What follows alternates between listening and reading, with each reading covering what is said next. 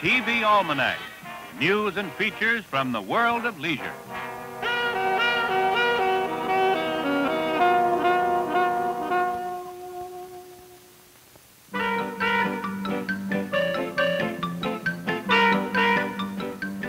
It's been a long time since an automobile turned the head of a New Yorker, but recently 2 cars caught his attention.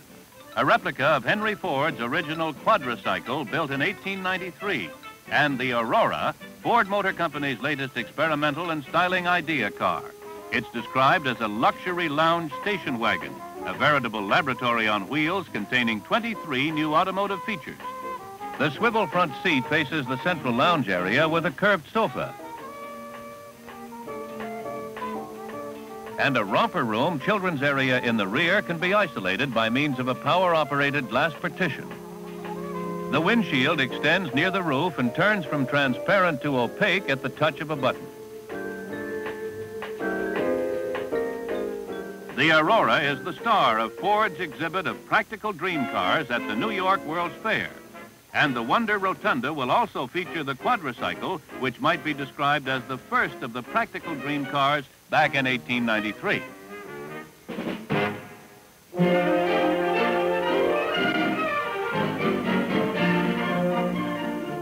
Ever want to fly like a bird? Well, we're in Torrey Pines, California to witness some real experts do precisely that during the 18th annual Soaring Championships. And you're joining thousands of enthusiasts who annually watch and participate in this fast-growing sport.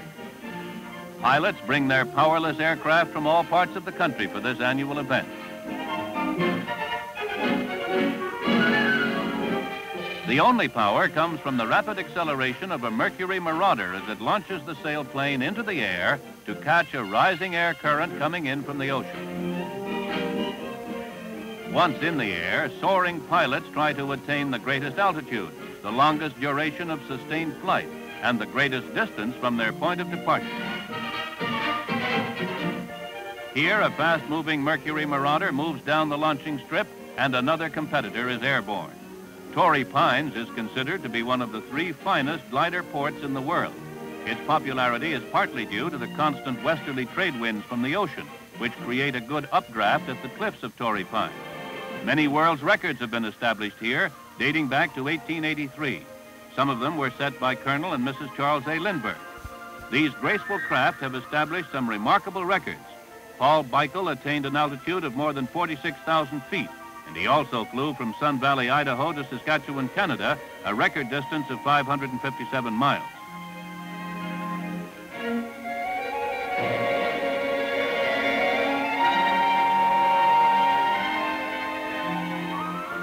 Here's one of the concluding events, spot landing, and Ray Prinke brings his plane within inches of the target post. It's good for the championship trophy and a bus from glider queen Lenore Plummer.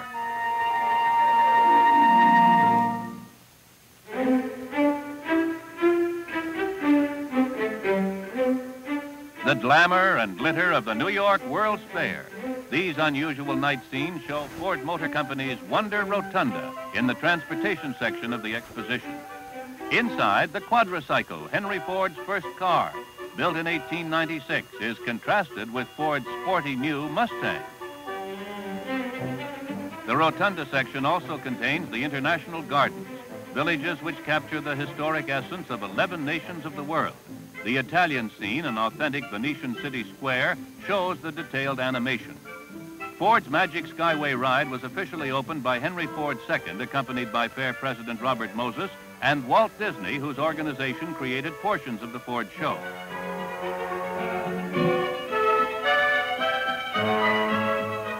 Riding in the comfort of new convertibles, visitors see the beginnings of life on Earth, with prehistoric monsters chewing the lifelike scenery. It's the Disney touch at its best. The dawn of man, and the hero of the hour, the inventor of the wheel. The Last Time Tunnel takes visitors into a space city of the future. Appropriately, visitors next disembark to see a display of styling experimental cars of the future. the Allegro, the Cougar, and the latest in luxurious highway travel, the Aurora. Already as many as 40,000 visitors a day are touring the Ford exhibit, which will add up to many millions during the New York World's Fair.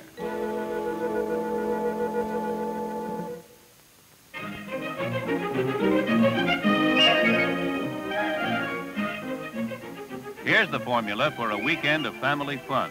Start with an outstanding vacation area such as Grand Lakes in Oklahoma. Form a caravan of friends who have pickup campers and travel trailers. And don't forget the family, making sure they are properly entertained en route. With these basic ingredients, any location looks like paradise. But the Wiggins family and friends pick an especially pretty spot in a remote area where they form a circle of their camping units. Walt has a Dreamer pickup camper mounted on an F-250 Ford chassis, and Ken DeLange's Mustang pulls the popular Scotsman travel trailer. Another happy ingredient is, of course, a boat, which can be floated easily by backing the sturdy F-250 down a launching ramp. Walt and his friends are part of the fastest-growing group of outdoor enthusiasts in the country. Families with weekend wanderlust who pack all the basic living needs into efficiently designed camping units and search out the beauty spots of the country. While fishing is the main interest of these weekend vacationers, you'll find camping units on the beach, in the mountains, at hunting lodges, and in all state and national parks. Over 500,000 are on the road today, and that figure will be more than doubled by 1967. Walt finds pleasure in roaming the wilds on a lightweight motorcycle with his son Kim, and though he doesn't have much fishing luck, his companions display the results of their pescatorial skill. In other words, they skunked Walt, and by walkie-talkie they alert the camp area to heat up the skillet.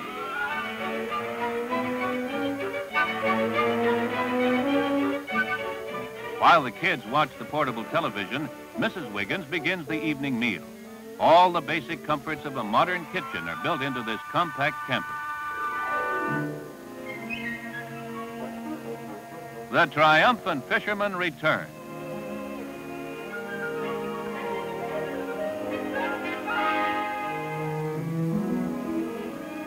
And in no time at all, their catch is transformed into a delectable delicacy for Walt.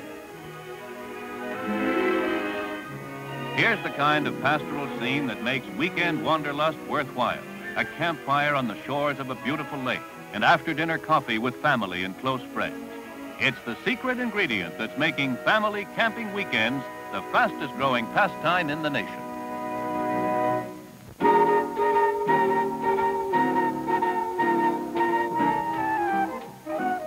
This is the Cobra-Ford sports car, which is built by the Shelby American Company in Venice, California. The aluminum body shell conceals a collection of high-performance items that would make the most devoted car buff jump for joy. Disc brakes, dual carburation, independent suspension, rack and pinion steering, and the 289 cubic inch Ford Fairlane engine. It's easy to recognize because of its distinctive profile. However, a growing number of professional sports car drivers are more familiar with this rear view of the Cobra. They literally chased it most of 1963, as it easily won the manufacturer's championship in its first year of competition. It is the fastest production car in the world. From 0 to 100 miles per hour in 10 6/10 seconds. And even at top speed, its handling characteristics are superb. There's a feeling of absolute control even as you go through the most treacherous cornering situations, here at Riverside, or through the S-turns. Or a controlled drift through turn 6. Rack and pinion steering permits real accuracy through turns 7 and 8. Into the straightaway, run the tack all the way up to the red line. Touch the disc brakes and downshift as you approach turn 9. Stay on the inside and then go wide past the pit area.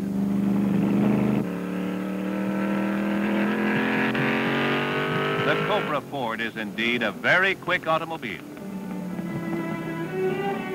Precisely what Carroll Shelby had in mind back in 1962 when he conceived the idea of combining a proven sports car chassis with a reliable American production engine.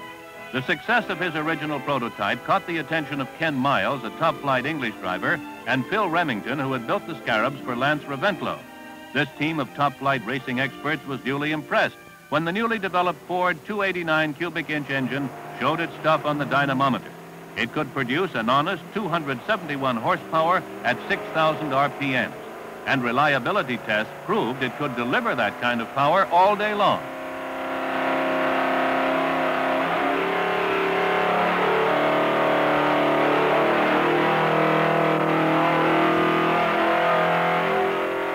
Therefore, it wasn't too long before the Shelby racing team took the Cobra-Ford to the races.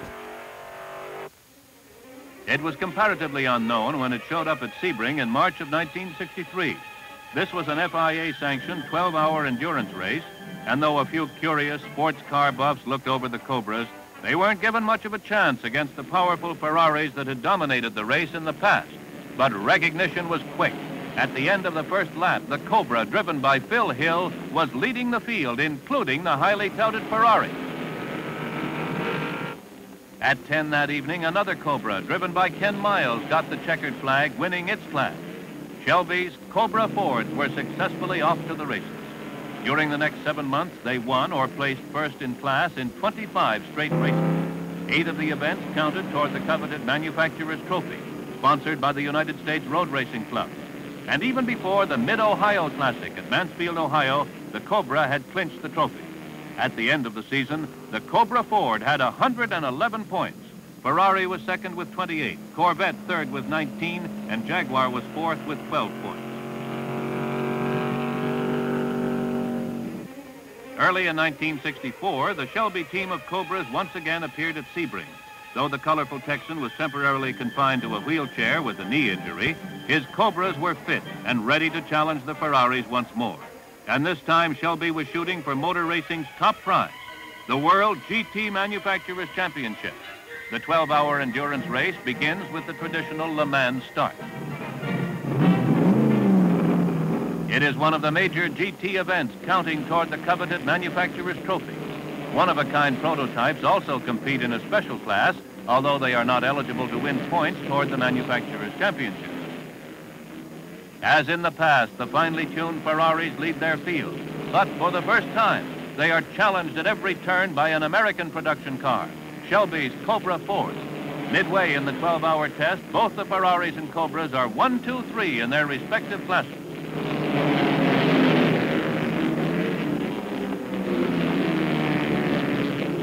With only an hour to go, the Cobra, driven by Dan Gurney and Bob Johnson, is actually leading one of the fastest prototypes. But it's eliminated when it rams the back end of a slower car with faulty taillights.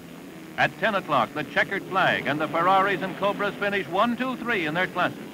Ferrari proves the superiority of their prototypes, and the Cobra-Fords prove they're the fastest, most durable production cars in the world.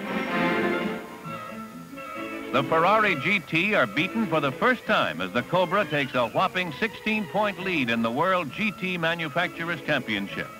The Cobra-Ford crew celebrate their victory. And Carroll Shelby?